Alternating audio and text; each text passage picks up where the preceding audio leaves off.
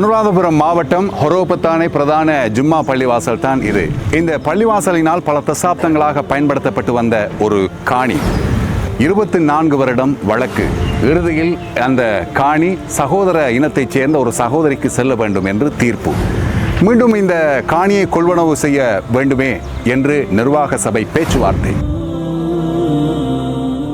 ஆனால் ஒரு நிபந்தனை, எதிர்வரும் ஏப்ரல் 10ஆம் தேதிக்கு முன்னர் அந்த காணியை கொள்வனவு செய்தாக வேண்டும். அதற்கு 2,85,00,000 ரூபாய் தேவை.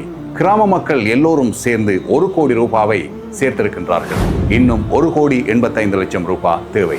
ஏப்ரல் 10ஆம் தேதிக்கு முன்னர் அந்த காணியை கொள்வனவு செய்யவில்லை என்றால் என்ன நடக்கும்? ஹொரோபத்தான பிரதேசம் அனுராதபுரம் மாவட்டத்தில் முஸ்லீம்கள் 30% வாழுகின்ற ஒரு முக்கியமான பிரதேசமாகும்.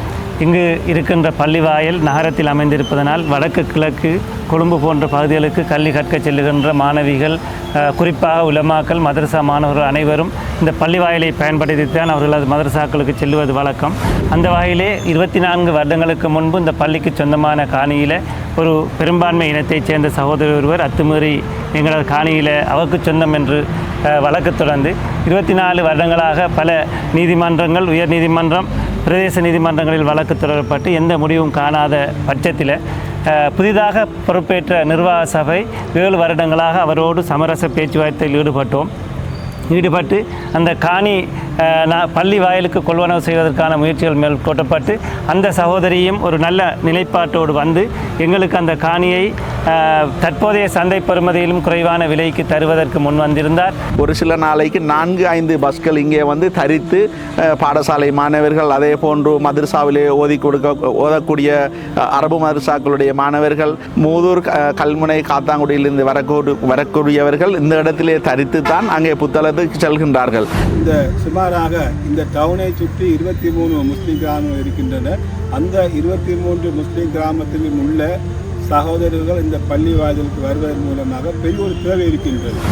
ஏற்கனவே 5 கோடி கேட்டு, 4 கோடி கேட்டு, 3 கோடி கேட்டு, கடைசியில் 2,85,00,000 ரூபாய் பணம் வேணுமென்ற அடிப்படையில் ஒரு சமான பேச்சுவார்த்தைக்கு வந்தோம். இருந்தும் வழக்கில் 1வது தடவை 2வது தடவை சமான பேச்சுவார்த்தை வந்தும் இந்த பணத்தை எப்படி கட்டு என்று சொல்லியும் பேசப்பட்டுச்சு. ஆகவே அல்லாஹ்வின் மாளிகையில் ஒரு சதகத்துல் ஜாரியா என்ற அடிப்படையில் சமகாலத்தில் உள்ளவர்களால் ஒரு அடி நிலத்தையேனும் வக்குப் செய்யக்கூடிய மாதிரியான ஒரு அமைப்பை கொண்ட ஒரு திட்டமாக இதை நாங்கள் முன்மொழிந்திருக்கின்றோம். இப்போ அறுவடை காலம் என்றபடியால் இங்கு இருந்து நெல் போன்ற அறுவடை செய்கின்ற காலம். நாங்கள் அதை சூசகமாக அவர்களுக்கு நாங்கள் வழங்கப்படுத்தணும். நீங்கள் உங்களால் முடிந்த அளவு ஒவ்வொரு மூடையாவது அல்லது 2 மூடையாவது அல்லது நாங்கள் அதை சதுர அடியாக சதுர அடியாக பிரித்து ஒரு சதுர அடிக்கு நாங்கள் ஒரு பெறுமதி ஒன்று போட்டு இப்படி ஒவ்வொரு சதுர அடியை நீங்கள் வேண்டி இந்த சதகத்துல் ஜாரியாவில் நீங்கள் சேருங்கன்னு நாங்கள் கேட்டுக்கொண்டோம். அது எங்களுக்கு வெற்றி அளித்திருக்குது. உங்களால் இயன்ற அளவு இந்த காணியை நாங்கள் ஏப்ரல் மாதம் 10ஆம் தேதிக்கு முன்பு இந்த 1,85,00,000 ரூபாய் காசையும் நாங்கள் வழங்க வேண்டியிருப்பதால் உங்களால் இயன்ற அளவு எங்களுக்கு இந்த காணியை கொள்வனவு செய்வதற்கு தேவையான பண உதவிகளை செய்து தருமாறு நிர்வாக சபை என்ற வகையில் நாங்கள் உங்களிடம் மிகவும் தாழ்மையாக கேட்டுக்கொள்கின்றோம். இந்த காணியை பாதுகாக்க வேண்டியது இந்த நாட்டில் வாழுகின்ற அனைத்து முஸ்லீம்களதும் பொறுப்பாகும் என்ற வகையிலும் நீங்கள் அனைவரும் எங்களுடைய இந்த முயற்சிக்கு ஒத்துழைப்பீர்கள் என்றும் உதவி வழங்குவீர்கள் என்றும் எதிர்பார்க்கின்றோம். எங்களது கணக்கு இலக்கம் உங்களுக்கு இப்போது தென்படுகின்றது. அந்த கணக்கு இலக்கத்திற்கு உங்களது நன்கொடைகளையும் சதகத்துல் ஜாரியா பணங்களையும் சதகாக்களையும் வழங்குமாறு மிகவும் தாழ்மையாக கேட்டுக்கொள்கிறோம். ஒருவேளை 10ஆம் தேதிக்குள் இந்த காணியை கொள்வனவு செய்யவில்லை என்றால் என்ன நடக்கும்?